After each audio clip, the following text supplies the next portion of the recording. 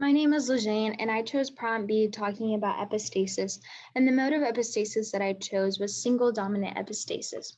So epistasis is when we look at two loci that contribute to the same phenotype. So when we were looking at trait, we often used to think that one gene is specific to one phenotype.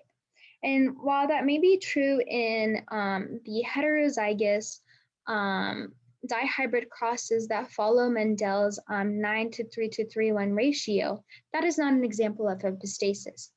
In epistasis, we have a trait that is determined by the interactions of gene products from more than one loci, meaning that the gene that is associated with loci A will produce a product, an inhibitor A here, that will keep us from creating enzyme 1 to go down this cascading effect of creating a final phenotype. And so in single dominant epistasis, it is when we have the expression of the dominant A allele at locus A masking the alleles of locus B, aka meaning that gene A is epistatic to gene B. And then the presence of two recessive homozygous alleles at locus B can prevent us from creating enzyme 2 to go down to a gray dolphin. So in other words, we can have multiple genotypes that lead to the same phenotype. So kind of looking more at this, if we cross two heterozygous dihybrids, if we every single time that we have a dominant A allele and a dominant B allele, we would get a white colorless precursor because this big dominant A allele is preventing us from creating enzyme 1 that can make us go to a pink intermediate. So it does not matter what happens at loci B.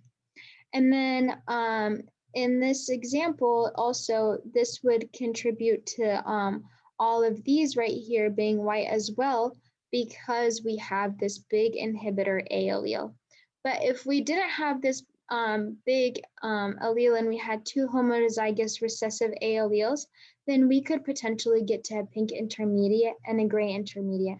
So in single dominant epistasis, we have a 12 to 3 to 1 ratio instead of Mendel's 9 to 3 to 3:1 because we add all of the ones that are going to be white. But if we didn't have that and we kind of looked at the second option that you guys wanted us to cross, we cannot compare it to Mendel's dihybrid phenotype because we have to break it down. So every time we have a dominant A allele, we we have an inhibitor A, so we can't create enzyme 1, so we get white. And then every time we have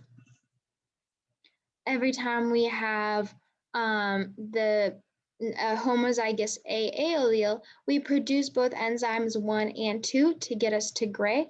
But if we have everything being homozygous, we would only be stuck at the pink intermediate. So the phenotype for single dominant epistasis would be 8 to 2 to 2. Thank you.